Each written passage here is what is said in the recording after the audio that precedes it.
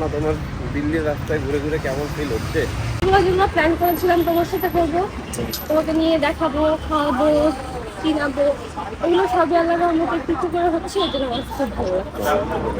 রাস্তা কিন্তু বেশ ক্লিনই আছে, ভালোই, মানে ওয়েদারটা আজকে মোটামুটি কালকে যে পরিমাণ গরম ফেস করছি আমরা, সেই তুলনায় আজকে দিল্লির ওয়েদার বেশ ভালোই, মানে বেটার আর কি। সুন্দর আছে ওদের এই যে গাছগুলা যে ইউজ করছে। আমাদের দেশে কিন্তু এইভাবে করে ফুটপাথ দিয়ে কোনো বড় গাছ নাই যেটা শেড ক্রিয়েট করে, তাই না? এই জিনিসটা আমার বেশ ভালো লাগছে যে মানুষের হাঁটলেও এই জিনিসটা অনেক সাপোর্ট দিচ্ছে, মানে এই গরমের মধ্যে। তো অবশ্যই আমাদেরও উচিত এরকম বড় বড় কিছু গাছ লাগানো আর কি। কানট প্লেসে এসেছি। কানট প্লেসটা যেহেতু দিল্লির একটা ওয়ান অফ দ্য সবচেয়ে সুন্দর জায়গা, যে মানে হচ্ছে যে ওই সাদা বিল্ডিং, সবাই এখানে হাইপের জন্য আসে, ছবি টবি তুলে ভিডিওস রিলসে আসে। তো আমরা ওইটার জন্যই এসেছি, ওইখানে আমরা একটু কিছুক্ষণ ঘুরবো।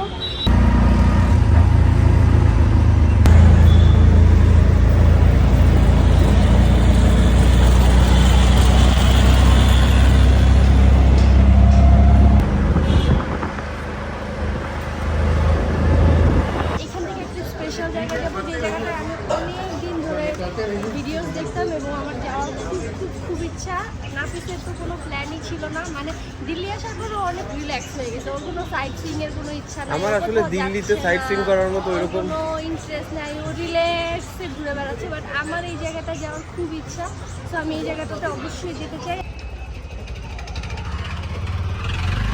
এই সেই বালি যেটার মধ্যে আমার আসার অনেক অনেক অনেক শখ ছিল। এই জায়গাটা এত অ্যাস্থেটিক, এত সুন্দর, আমি ভিতরে যে যখন দেখাবো আপনাদের অনেক পছন্দ হবে। এইখানে দিল্লিতে যারা আসছেন, এটা খুবই কাছে, কানট প্লেস থেকে জাস্ট 50 রুপিস হচ্ছে ওয়াকিং ডিস্টেন্স।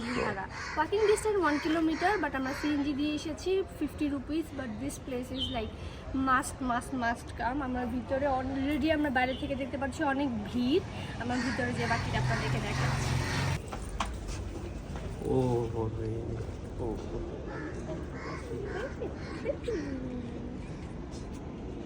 মানুষ কম আছে।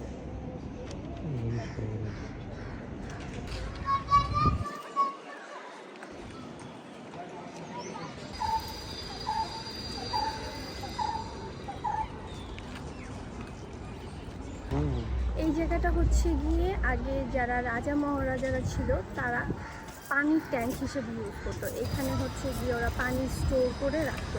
এখন যেহেতু ওই জায়গাটা বন্ধ করে দেওয়া হয়েছে, এখানে টোটাল 100টার মতো সিঁড়ি আছে, প্লাস হবে, মাইনাস হবে না। সো এখানে নিচে এখনও পানি আছে। আগে এখানে সুইমিং শেখানোর জন্য ইউজ হতো, বাট এখন সব বন্ধ করে দেওয়া হয়েছে। ওর একটা সার্টেন এরিয়ার পরে ব্যারিকেড দিয়ে দিয়েছে, যেটা পরে আর যাওয়া যাবে না। তো এখানেই মানুষ এখন ট্যুরিস্ট স্পট হয়ে গেছে, মানুষজন আসছে, দেখছে, ঘুরছে, ফরেনার্সরাও আসছে, ইন্ডিয়ানসরাও আসছে। So this place is like অনেকক্ষণ সময় কাটানোর মতো না, বাট এরকম বিকাল দিকে বা সকাল দিকে ভোর দিকে আসলে খুবই সুন্দর, অনেক সুন্দর সুন্দর ছবি আসবে। তো আমরা এখানে এই জন্যই এসেছি। আপনারা দেখলে মনে হয় চিনতে পারবেন, এখানে অনেকগুলো শুটিং হয়েছে আর কি। হ্যাঁ, এখানে কিন্তু অনেক শুটিংও হয়, অনেক মুভি শুটিং হয়েছে।